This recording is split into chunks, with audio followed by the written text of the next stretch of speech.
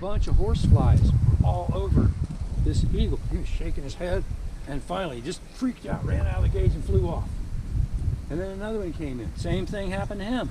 All these horse flies are all up. I'm thinking, what the heck's going on? Where do these horse flies come from? And then a few minutes later, I realized they weren't horse flies because they were coming up through the cracks in the floor and they were swarming around me. It was a hornet's nest. It was right underneath the hack tower.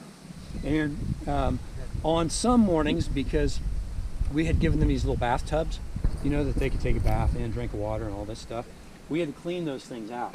And it was a disgusting job, I'll tell you what, because they would drop pieces of rotten fish in it, and they would poop in it, and after a couple of days, that was like a serious cesspool. And so we had to figure out a way to clean those. So we had these little slider doors, and I had to lay on the floor, open the slider door, reach in there, and with a scrubber brush, scrub it a little bit, and then tip the tub forward and lay it back down again to clean it out. And then I would siphon clean water into it, and then they'd have a nice clean water tub to drink out of or whatever. When we first did that, my boss said, oh, just siphon the dirty water out. And it only took one time, sucking on that hose, and had that filthy water go into my mouth with dead fish and bird poop. And I said, no, we're not doing that anymore.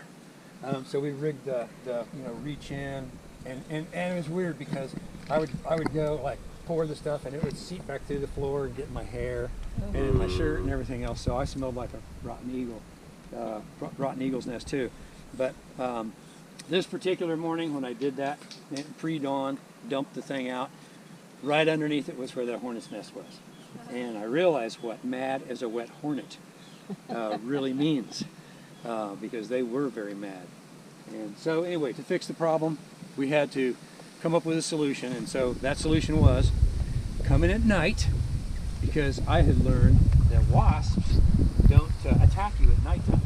You find a wasp nest somewhere, you go there and shine a light on them, hit them with a can of WD-40 or something like that, and they're done. Kills them all. And so I thought, I'm going to do that with these hornets, you know. And so I got my tree climbing spikes on, and so then one of the guys who worked out here came out to help me. He was gonna spotlight them for me while I climbed up the pole.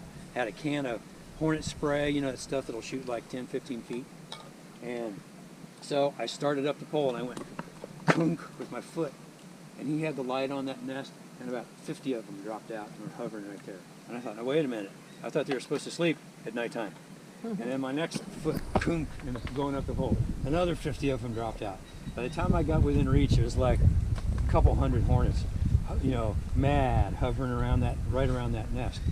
And so I started hosing those dudes, man. I was spraying all over that big cloud of them, trying to hit the nest best I could, and then they were dropping, and it was succeeding.